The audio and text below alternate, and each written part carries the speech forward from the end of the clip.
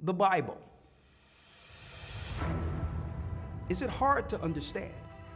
When it comes to reading the Bible, the first thing that comes to mind is the fact that this is the Word of God. The seals have been broken, and the truth is here.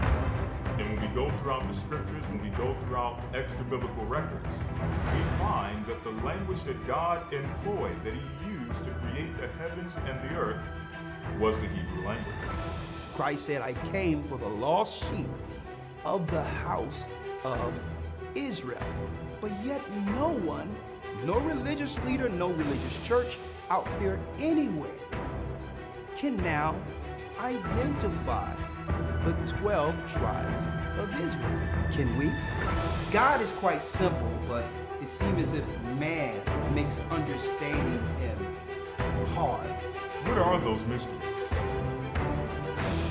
The truth of your book and the truth will make you free. The Hebrew and Bible Academy, you're invited.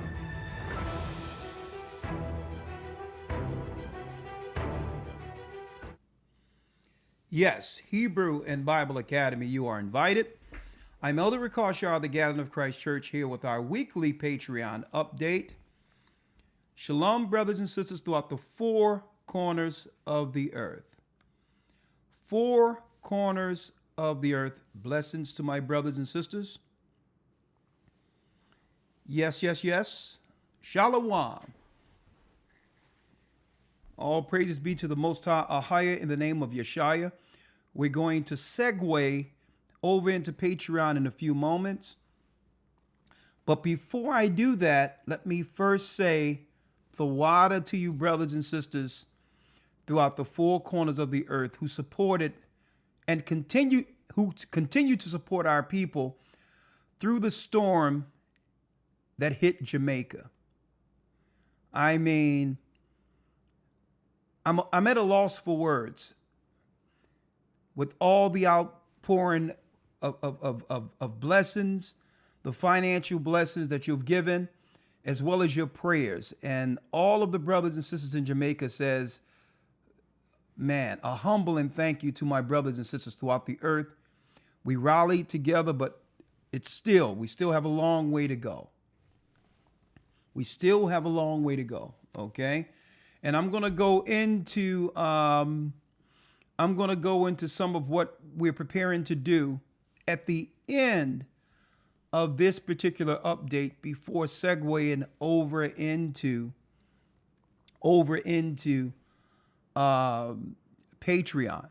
Now, today we're going to just jump right off in the beginning of Patreon, taking phone calls, text, as well as Zoom questions and or answers. There's a lot going on in the earth, and we can interact with what's going on in your part of the world, telling us what's going on, as well as if you have any questions for us, today is your time to correspond. Okay? On the other side of this particular update. Now, before I go into anything, because I'm going to answer a few questions that came to me on this side of Patreon before segueing. All right?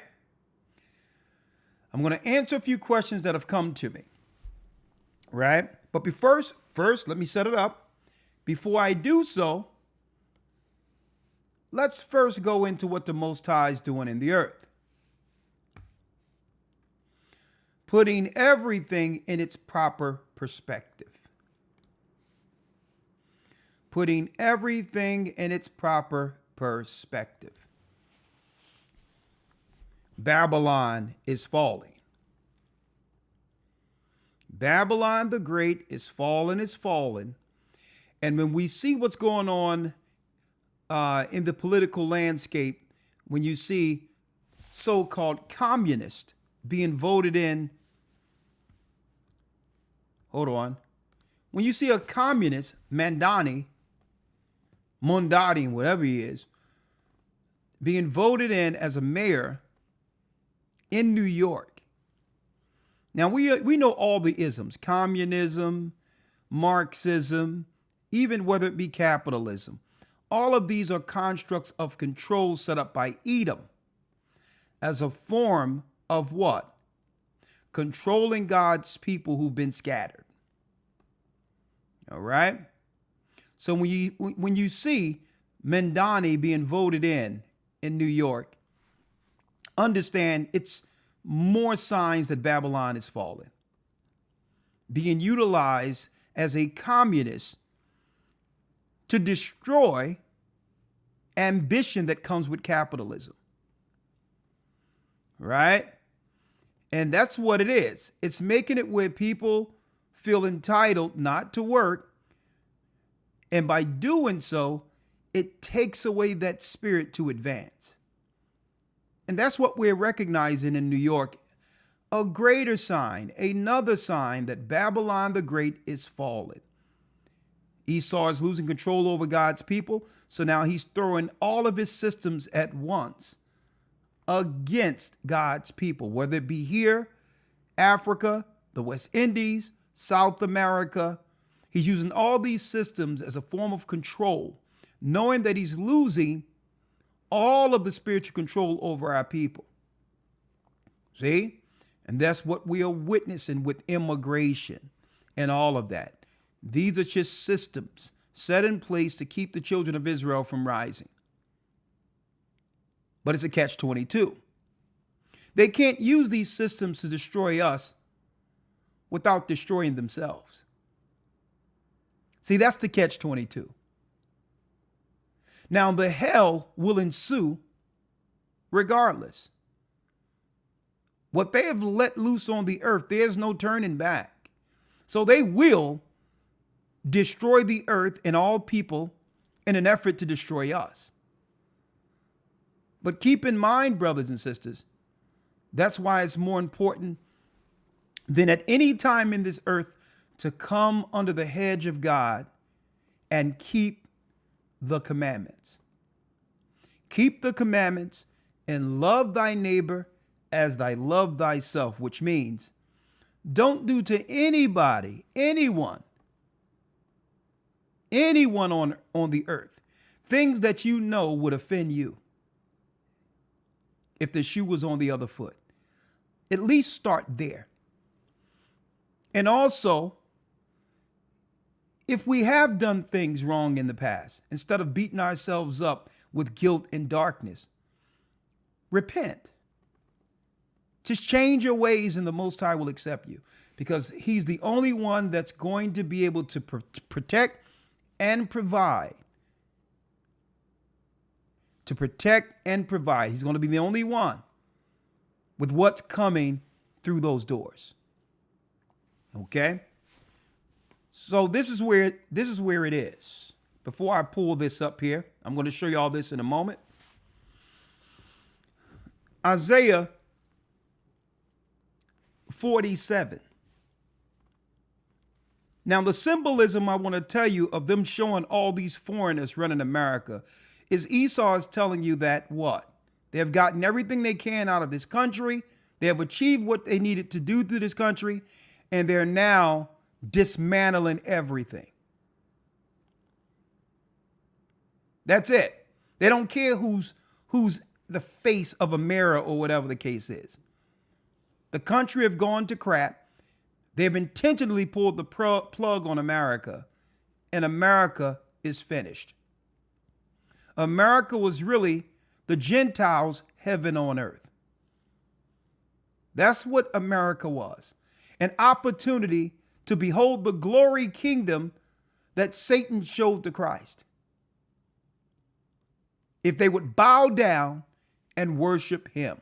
Well, America is the kingdom that's promised for earth. But we understand that there's a greater kingdom to come. And right now, what Esau's doing, he's letting all of the Gentiles who've conspired against us bask in America's glory at the very end, knowing that what? America's finished. Isaiah 47:1 says, come down and sit in the dust, O virgin daughter of Babylon. Sit on the ground. There is no throne. O daughter of the Chaldeans, these are the wise men, for thou shalt be no more called tender and delicate. Take the millstones, grind the mill, and uncover thy locks. Make bare the leg, uncover the thigh, pass over the rivers. So what does the Most High see in here? What is he showing the prophets here? Statue of Liberty, come off your throne, lift up your dress, and go walk in that water, that harbor that was there to accept all people who worship you. Semiramis, get down off of your throne. That's what the Statue of Liberty represents, and this is what the Bible is illustrating. Right there at the harbor of New York, it says, bring me your people, bring me your war-torn, bring me your suffering of your nations, and come and bask in the glory of a kingdom that only Satan could provide. Temporally, the best place to live on earth. Thy nakedness shall be uncovered. Yea, thy shame shall be seen. I will take vengeance, and I will not meet thee as a man. See? So when certain things happen in the earth, understand the Most High is allowing it to happen. As of our Redeemer, the Lord of hosts is his name, the Holy One of Israel. Sit thou silent and get thee into darkness, O daughter of the Chaldeans, for thou shalt be no more called the Lady of Kingdoms. The Most High stated here in the 6th verse, I was wroth with my people. I have polluted mine inheritance and given them into thine hand. Thou didst show them no mercy.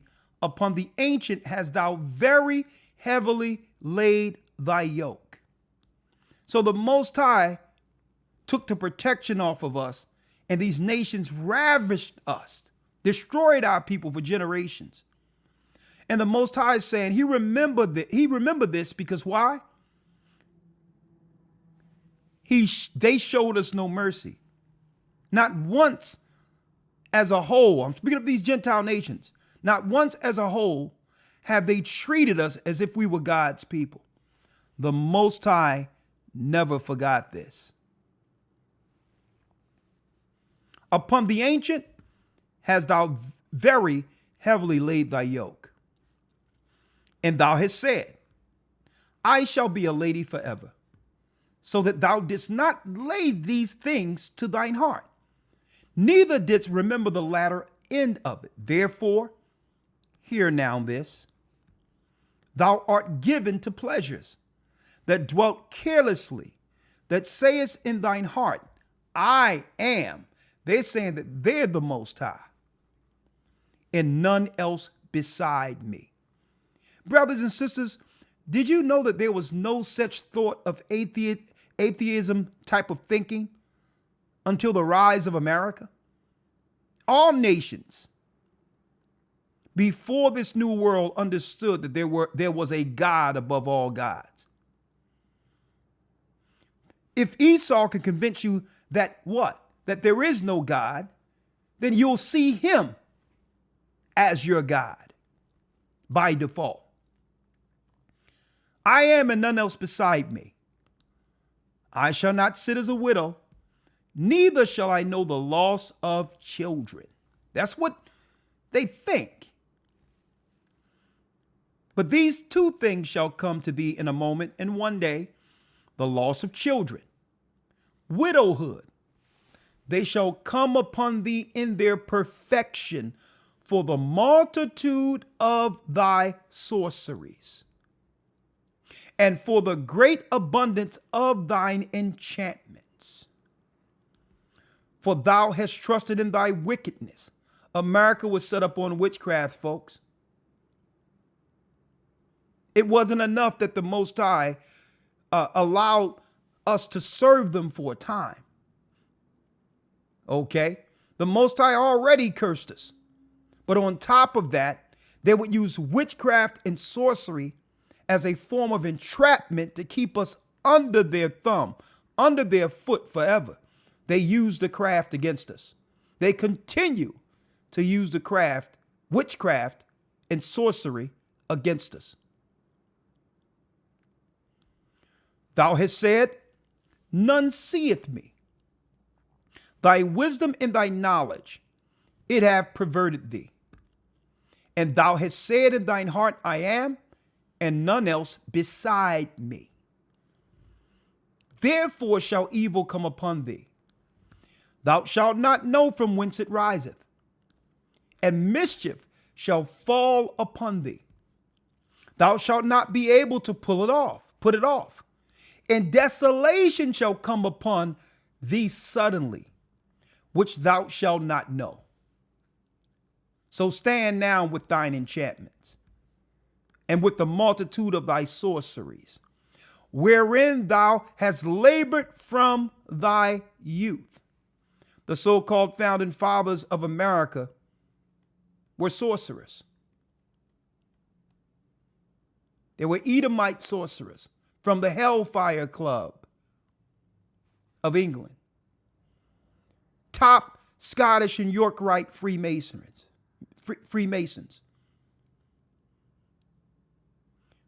Pledged an allegiance amongst one another, amongst the Edomite families, to keep Jacob controlled through their policy. With the multitude of thy sorceries, the Most High said, stand, wherein thou hast labored from thy youth. If it be so, thou shalt be able to profit. If so be thou mayest prevail. Thou art weary in the multitude of thy counsels.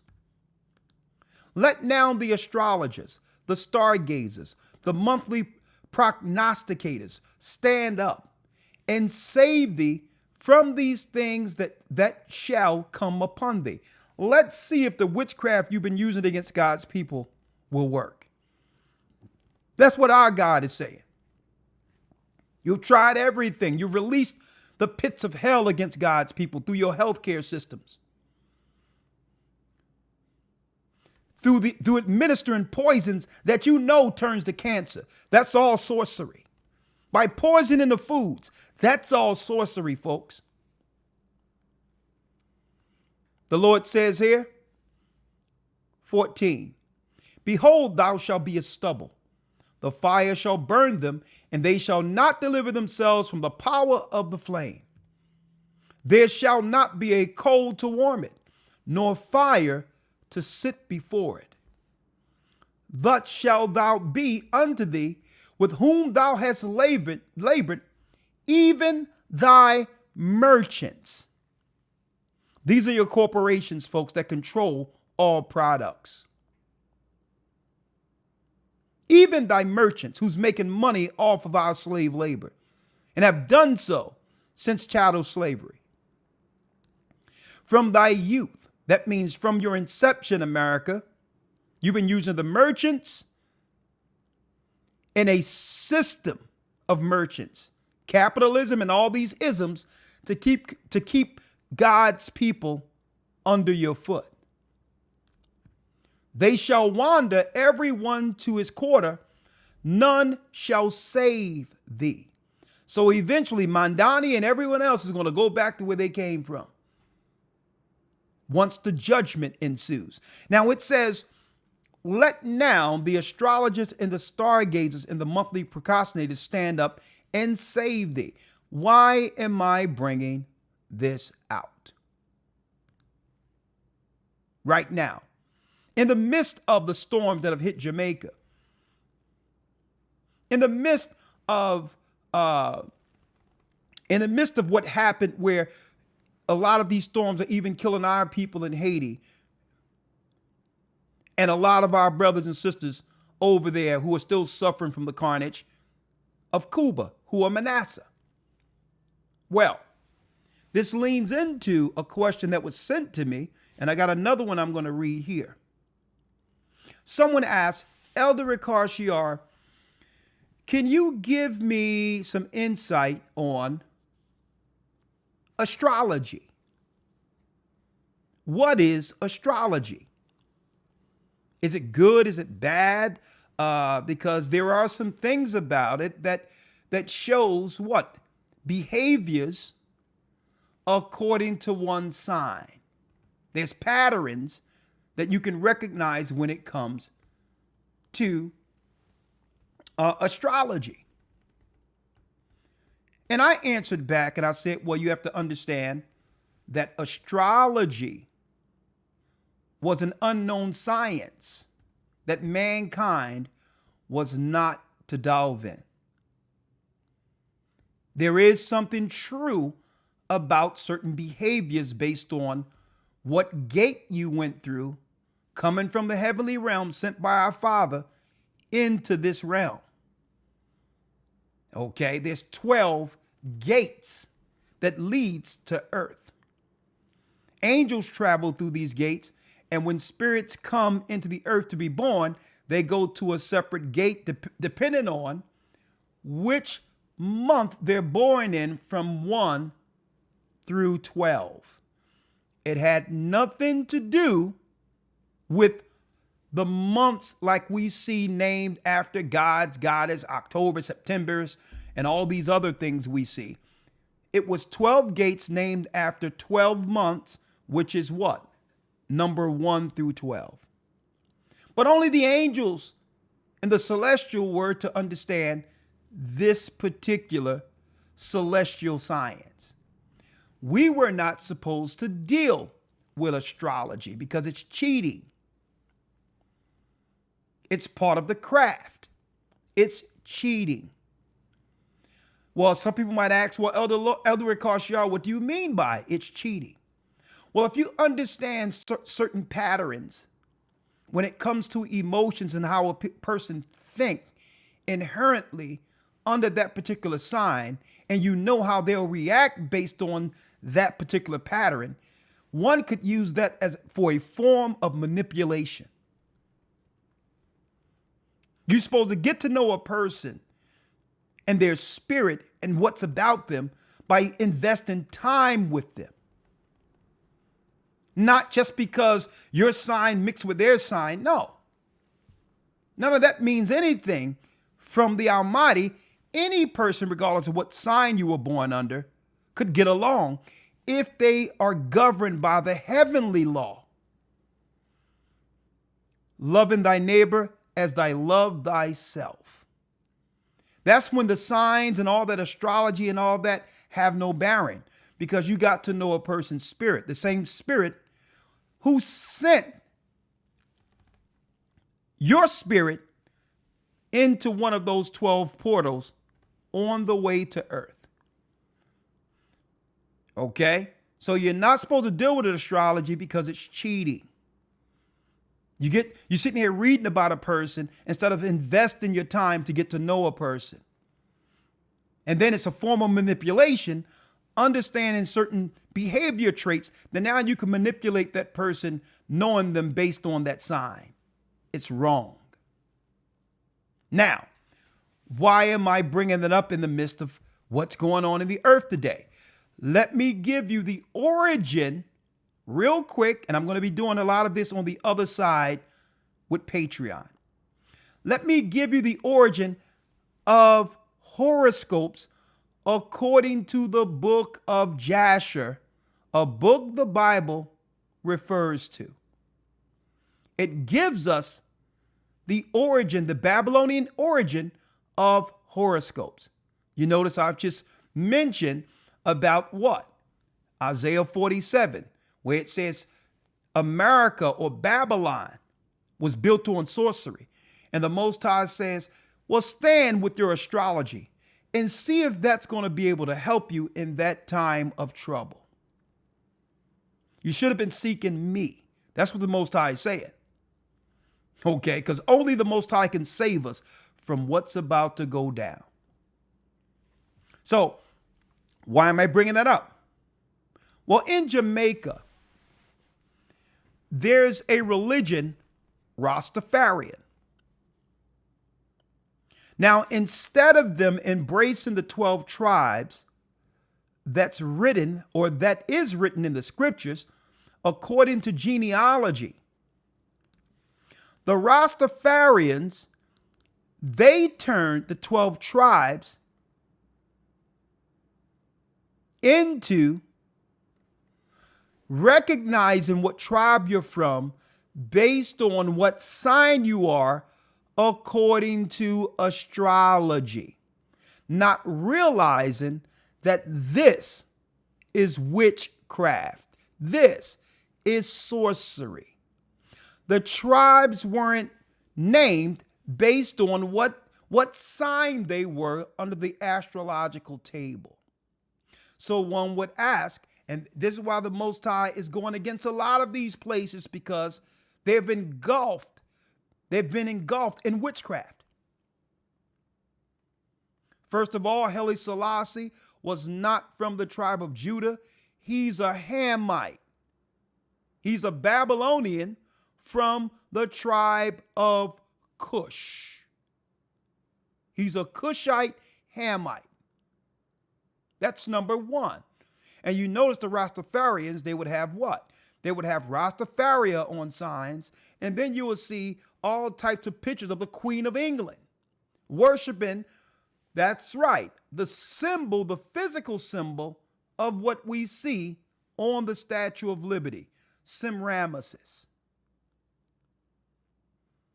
It's all sorcery engulfed within symbolism, wrapped up in symbolism.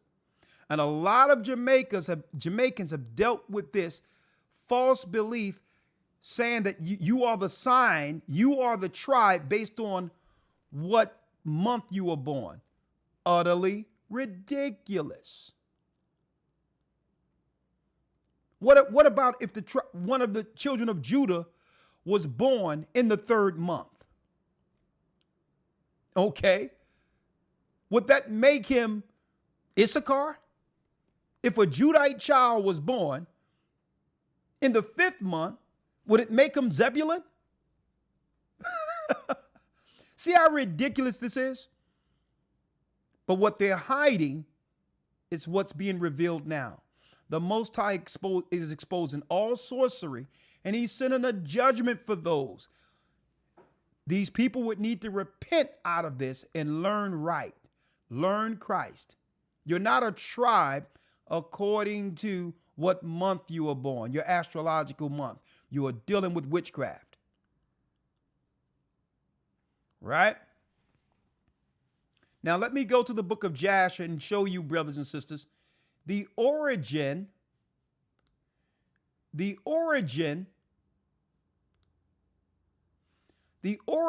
of astrology and its link to Babylon. When you go to the book of Jasher, the 9th chapter, it tells us here, and the king and all his servants and Terah with all his household were then the first those that served gods of wood and stone. Terah was Abraham's father. He was an idolater, a friend of Nimrod. Okay? And it reads here, and Terah had 12 gods of large size, made of wood and stone, after the 12 months of the year. And he served each one monthly. And every month Terah would bring his meat offering and drink offerings of his gods. Thus did Terah all the days. And all that generation were wicked in the sight of the Lord, and thus made every man his God, but they forsook the Lord who had created them. Terah learned that on this side of the flood under Nimrod. So when you go into the history of these 12 gods, it's the 12 portals that people utilize for astrology. Each portal is what? Guarded by a celestial. That celestial is under the ranks of our God. Okay? Mankind worship these particular celestials when they aren't supposed to. And this is where you get astrology from. Okay? Here is some of the records that you can actually go into that the Bible refers to that goes in depth to identify a lot of the things that we take for granted, some of the things we see every day and don't know the origin of it or concerning whether it's right and or wrong. Okay? Now, the other thing, I had a sister, let me see if I can pull it up here. I told her I would answer this online before segueing over. All right. Here's a sister who texted not too long ago from the 803 area code. Greetings. Greetings. I've watched the video titled Edom, the End Times King of Babylon. I watched this yesterday, and it was exactly what I needed. It's one of the best classes I've ever seen, and I've seen many. My daughter recently returned from her trip to Cyprus, specifically Ayia Napa. Let me get it here. Specifically Ayia Napa and the surrounding areas of Cyprus. She mentioned that many people there were racist and often looked at her with disdain. After spending a month there, she said she never want to go back. This video provided a much needed clarity from start to finish. It answers questions I had only found partial answers to previously. I truly give thanks to the Most High and the elders this enlightening experience. Well, all praises be to the Most High.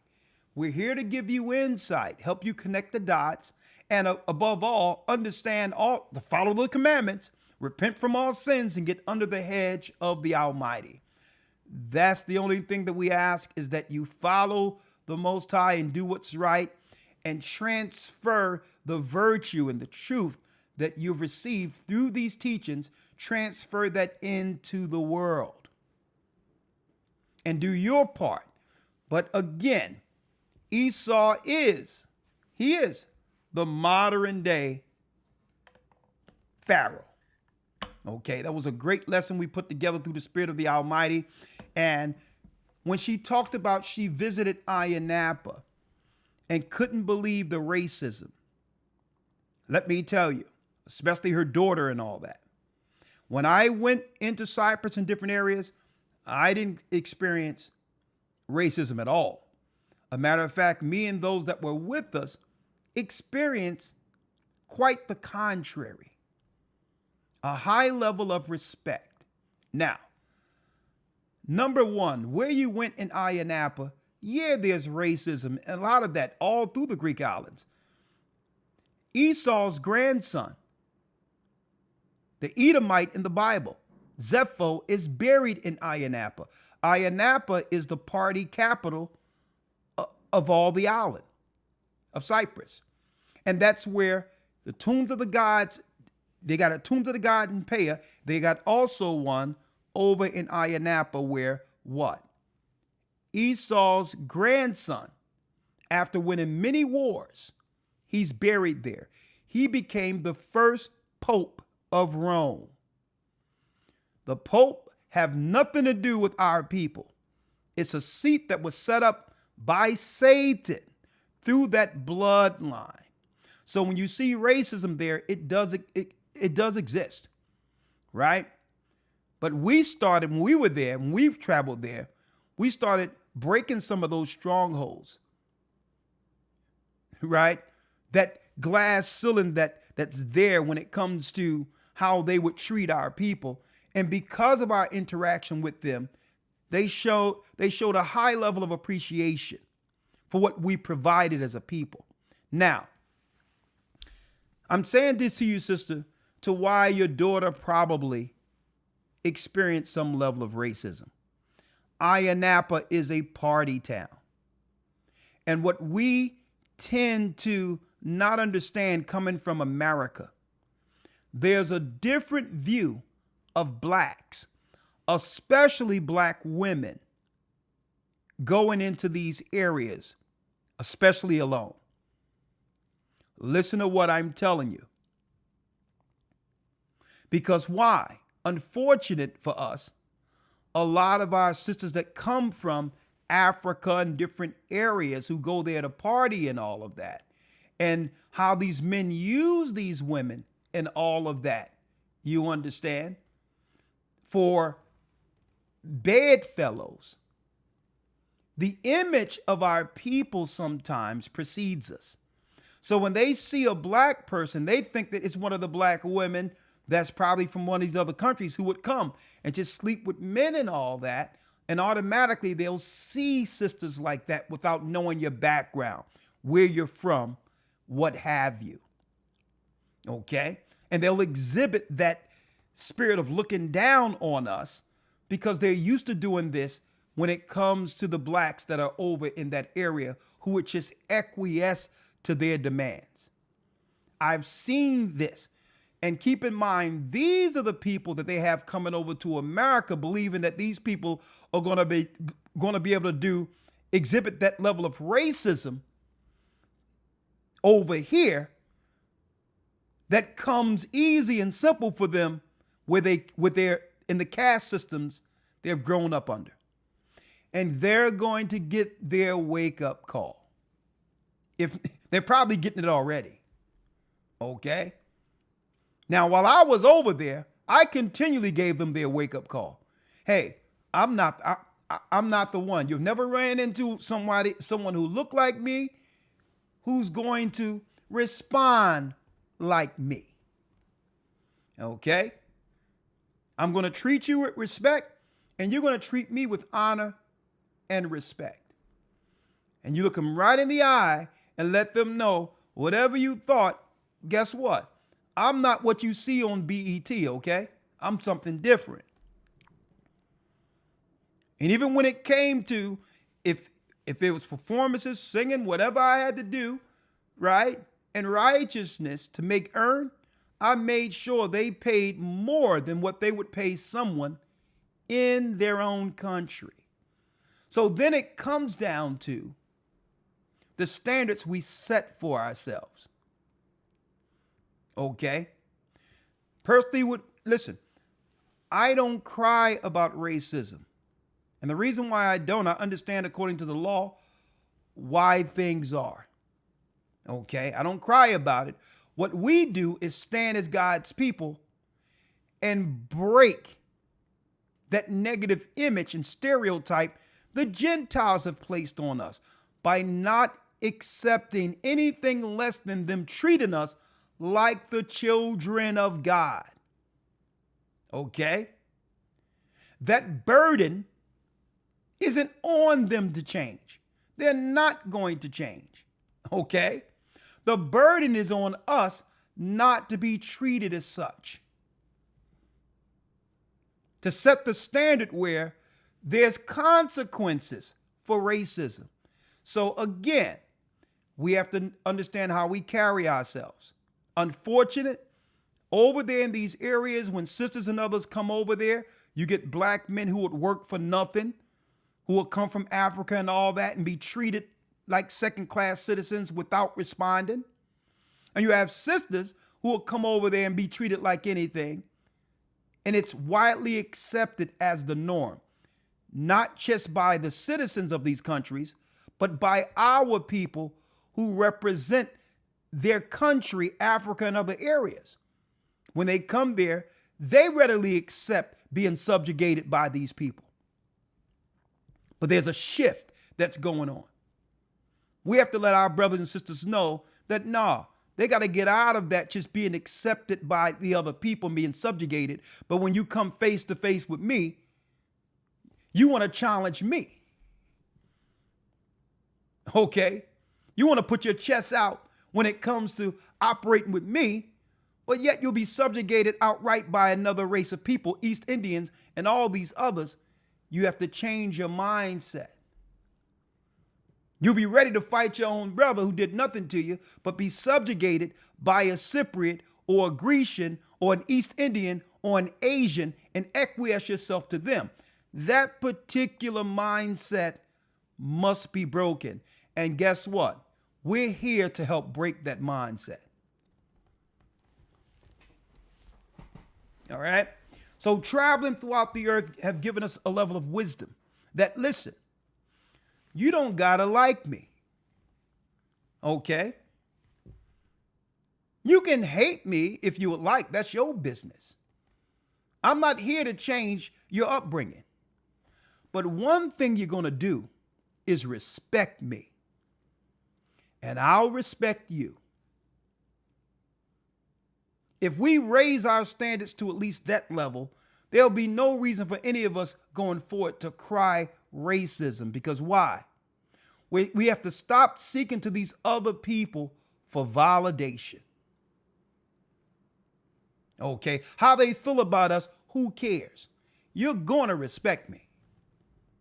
I demand so. And when we raise the bar to that level, folks, the tables turn. Racism can only affect, Esau only have power with racism if it affects us emotionally. They can say the N-word all day long and I'll look at them like they're crazy. Like, oh, yeah, okay, all right, it's your mouth. Okay. What, nigger. Aren't you feeling this? Oh no, as long as you're saying it over there, you know, it's your breath. Yeah, you can spit, long as the spit don't go this way. And hey,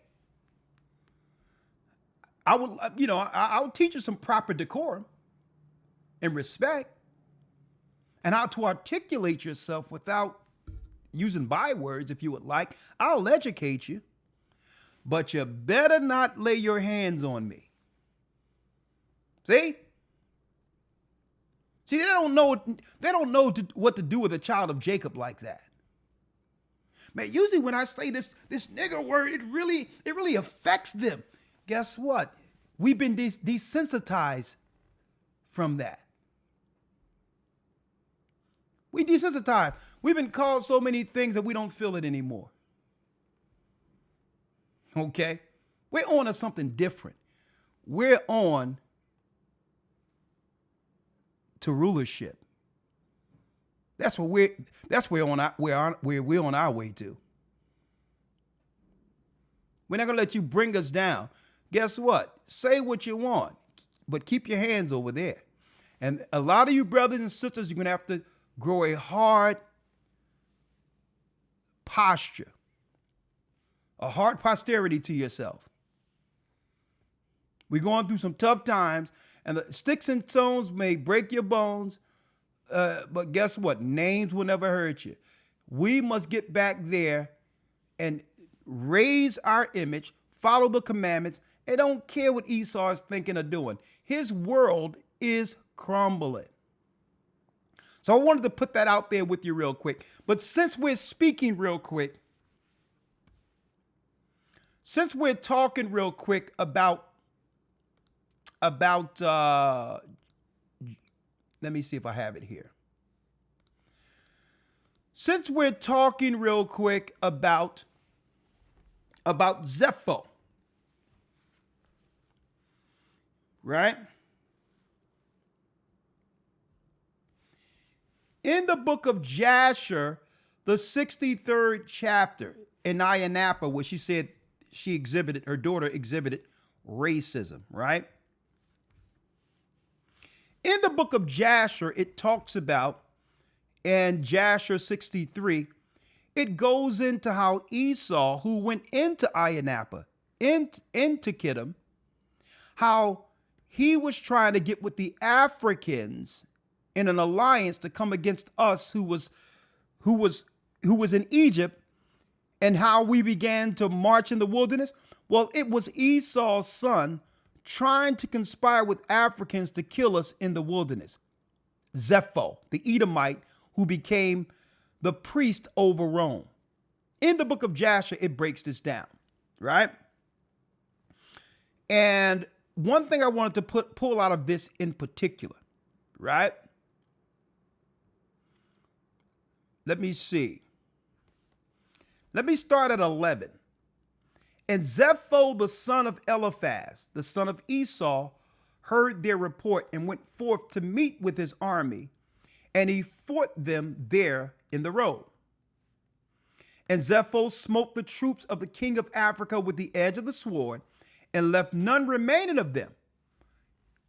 Not even one returned to his master in Africa. So what happens? Zepho goes to this African king and say, I need you to war with me against my cousins, the tribes of Jacob, who are in Egypt. The African king went to a sorcerer or a wizard and said, I need you to give me some insight on whether or not we could win this war against Jacob, who've grown strong in Egypt. The spirits spoke to this African dude and said, listen, if you go against Jacob in Egypt, the God of Israel, the God of Abraham, will utterly annihilate you, and your name will not be written in any future history, right? So this African king goes back to Zepho and say, hey, I cannot align myself against Jacob in Egypt. They're too powerful and their God is too powerful, right? So what does Zepho do? Zepho instigate a fight that he can't win. And now the African king aligns himself with an army to come against Zepho. Zepho went to his brother to help. His cousins to help, who were on the other side of things, right? The Greeks and other parts that were there. And they say, no, we're not fighting with you. We can't beat them. So what? Zepho prays to the God of Abraham. He prays to the God of Abraham, folks, and say, listen, I know that you are the God of all gods, and I'm willing to put down my paganism. Come, send your spirit to help me against the African king. Our God, hear the prayer of Esau. And the spirits went along in Esau's army under Zepho to wipe out all of the Africans who was against him. Right? You would never guess what Esau does after winning the war. A war that he could not have won unless he consulted with our God in fervent prayer and sacrifice. No sooner as Esau's grandson Zepho, no sooner as he won that war, he turned his sight against our people again in an attempt to war with us, even coming out of Egypt. He went back to the pagan gods and sought guidance to destroy our women and or children and all of that while in Egypt. Why am I putting this out there, folks? Here are the tactics of Esau. It doesn't matter. As a government, as a power, unified these Edomites who rule the earth, it doesn't matter. They'll use every form of warfare against us to consolidate power, believing that our forefather Jacob stole their birthright. So any way they treat us is justified to them. They'll tell us to bring our children into these places to get stuff up in them and all that. And guess what? They won't have 1 ounce of guilt if we bring back a sick child. Sorcery, witchcraft, weather warfare, all of that is what they're utilized because that's the only thing. Carnal power is what they were gifted with to destroy us. So again, when it comes to Esau, he exercised the carnal power of sorcery. That's what he does. And when our people exercise it, we don't realize, hey, there's a judgment for us. There's a judgment for us. So we cannot follow what Esau does when it comes to the sorcery. Eventually, he'll be taken down next anyway. But if we don't repent while the Most High is bringing judgment, we will be taken down in this sorcery. We'll be taken down through the judgment that comes against this sorcery, folks. Zepho, they'll use weather warfare. The Edomites will use anything they can, including military might, to keep their power over us, knowing that God is now calling back his people. We ought to repent, hedge ourselves, and don't care about how Esau feels. We're not going to him anymore for validation. We're going to pray to our God for protection through this storm that's coming. And we're going to rally under the hedge of God. On top of that, we repent from our past doings and see the power of the Most High work in our lives. All right. So I have to go to the other side, but before I do, real quick, let me leave this with my brother.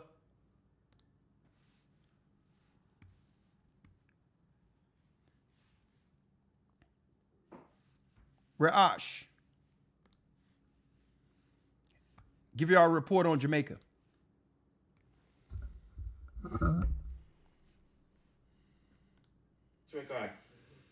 Peace and blessings, family. This is Rawchaa from Bethel Town right now, Jamaica, eastern Westmoreland, where the so-called hurricane, which was a category 5 according to them, with tsunami, earthquake, and rain, and water, and wind. Just imagine that. Made it through the Most High, carry me through the storm. You know, me and the lady that lives here. This is the house. We're just starting to clean up and put back some things. You know? Put back some things and together so we can actually function. But I heard that the world is asking and wondering. Just look behind me, look. This is just a little piece of what happened here. All of this place you couldn't see it. Monday you couldn't see nothing here in terms of the greenery was good. It was a pretty look. But today, there is nothing there. So I need the help. I hear that you're worried about me. The Most High carry me through. Thanks for your concern. Thanks that you're thinking about me. I need more than ever. I need the help.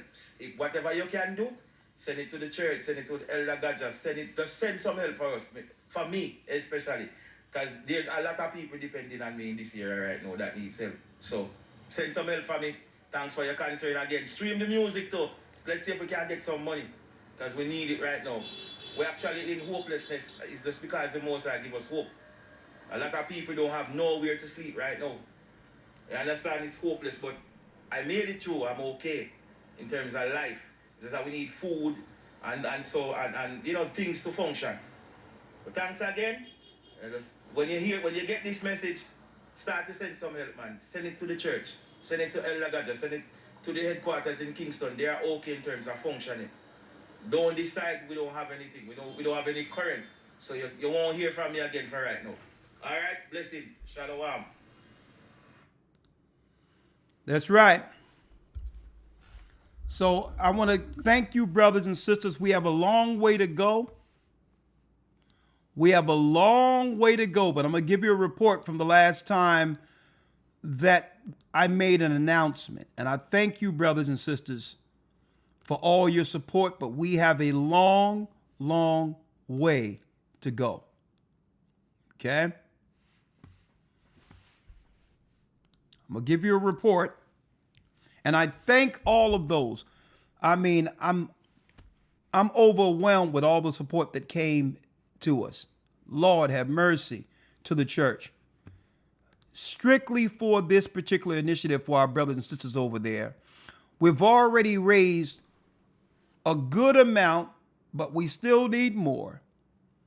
Let me tell you what's going on with what we are about to do based on all the outpouring of support and financial support you've given.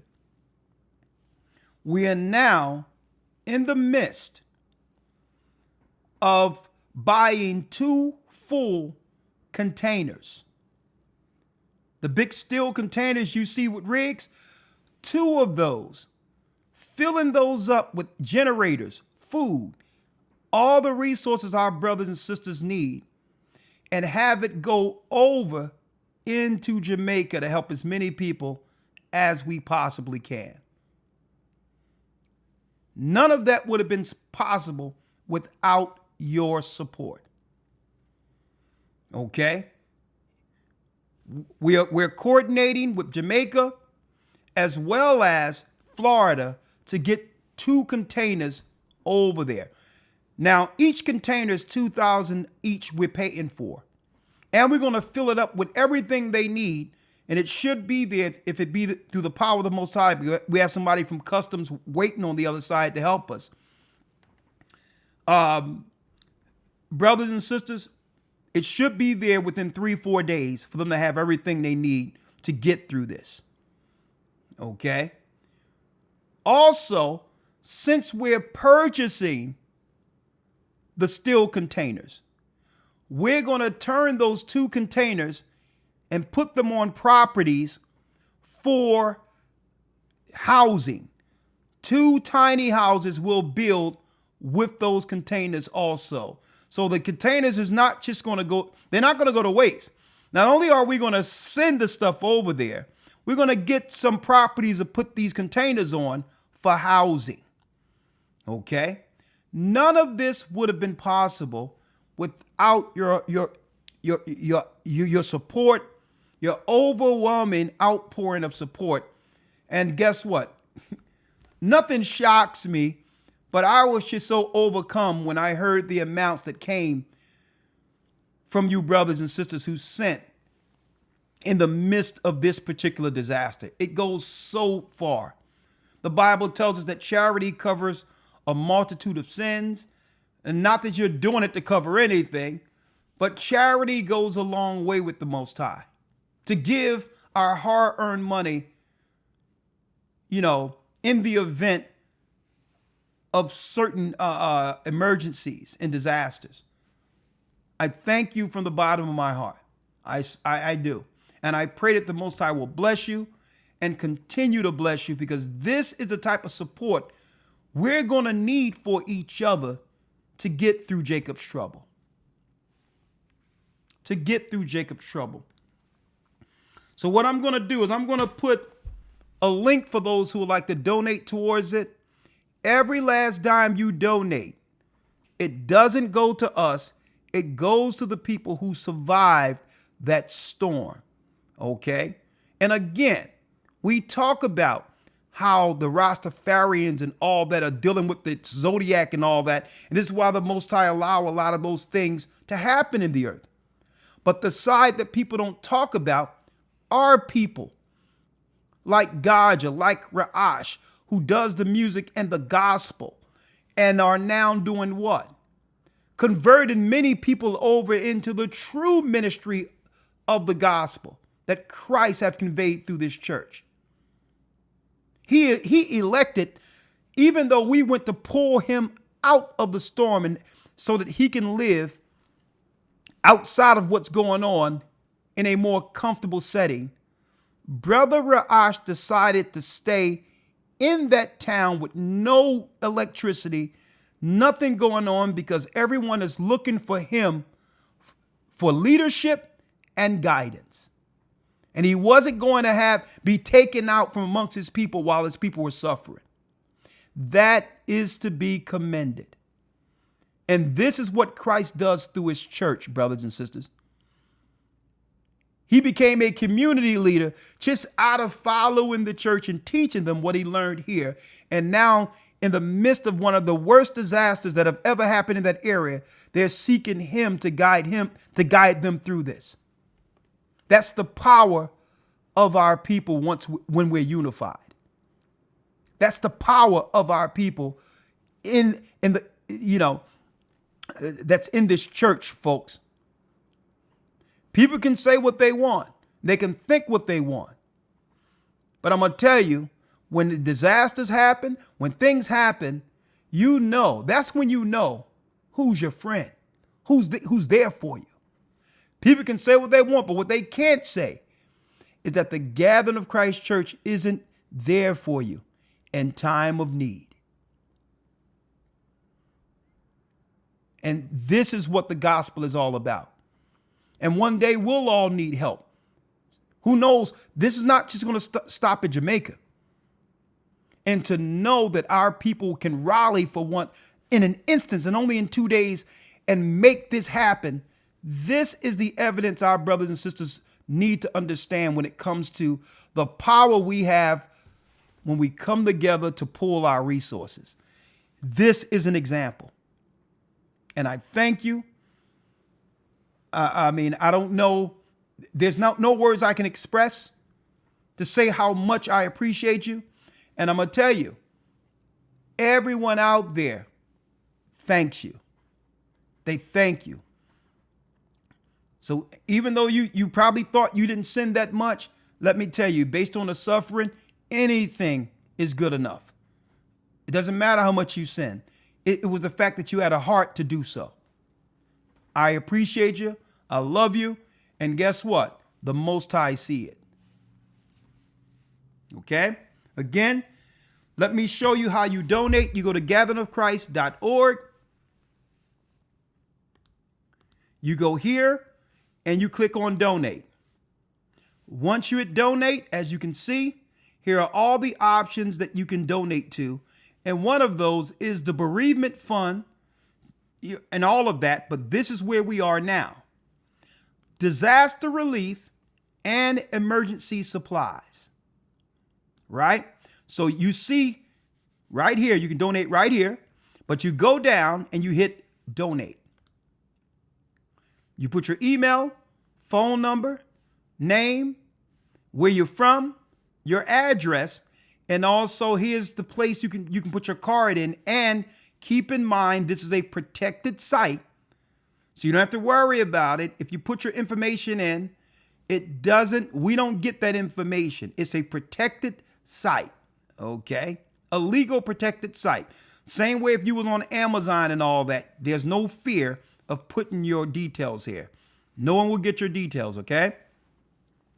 And then what you do from this point,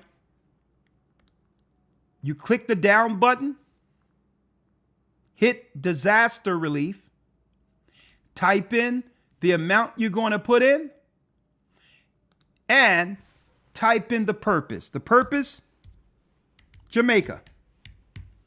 That's all you have to do. The purpose is Jamaica.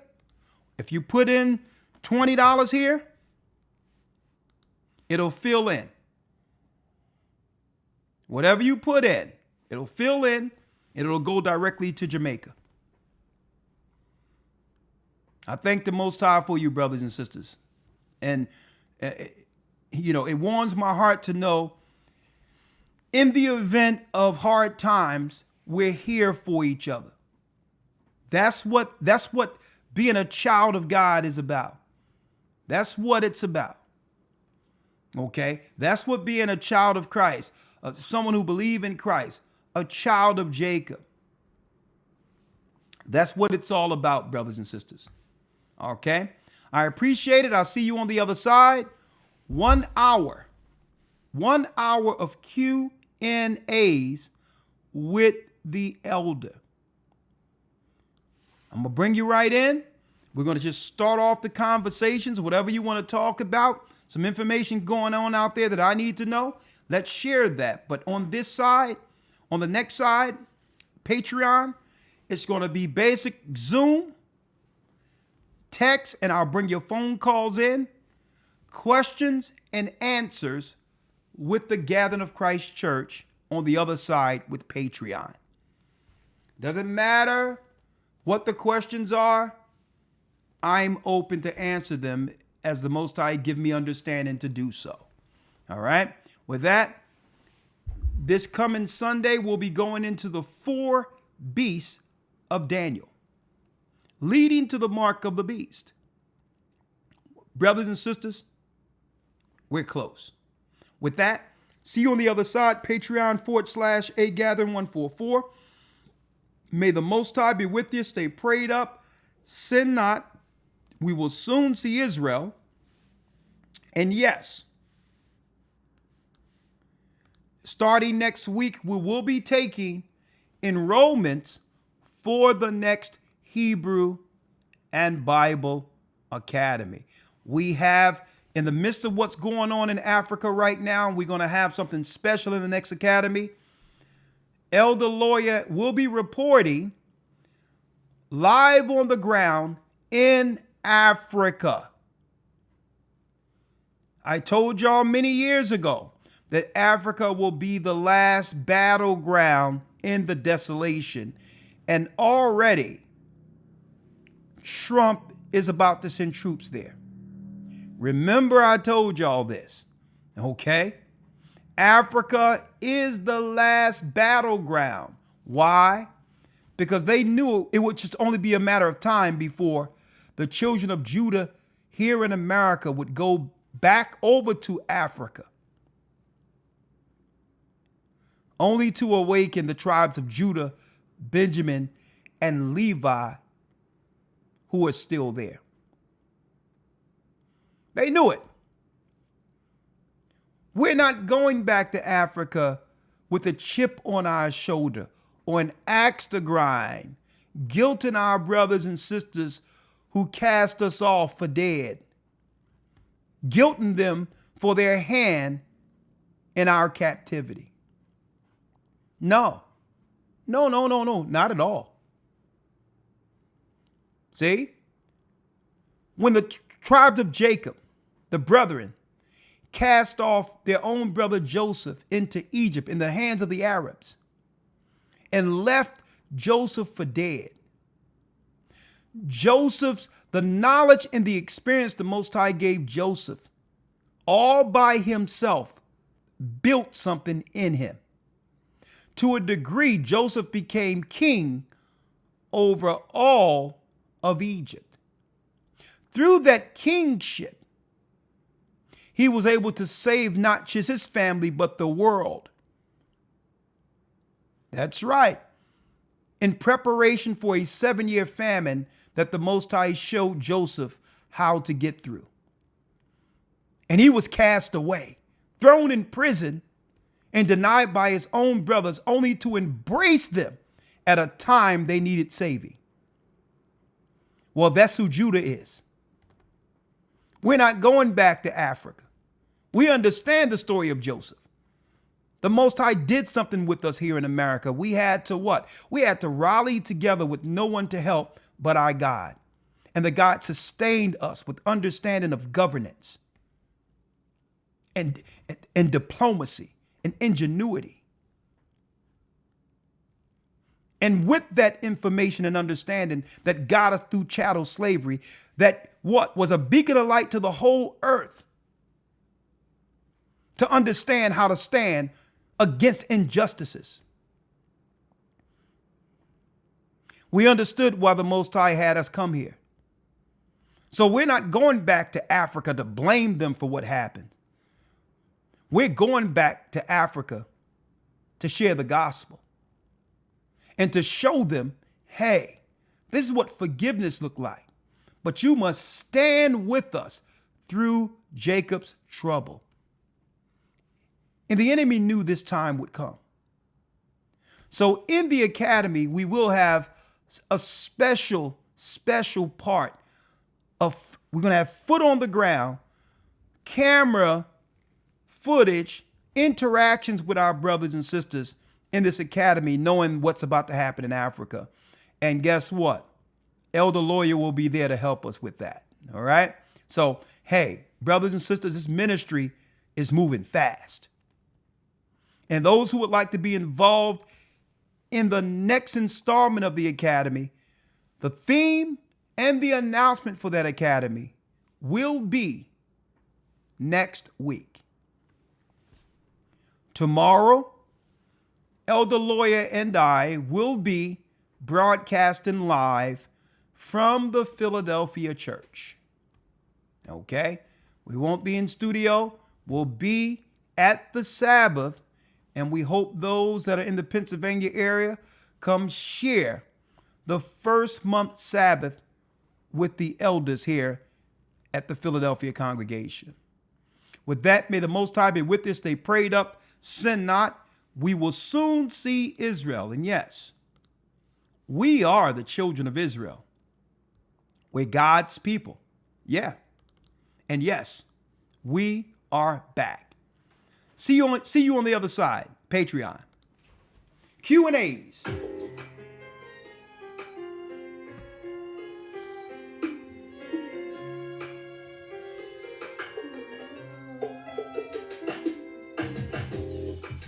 The East is where we're from. The 12 tribes of Israel. 721 BC. The Assyrian king, he took us down, we fell. With the great escape we went to the Euphrates. The Lord held the water still.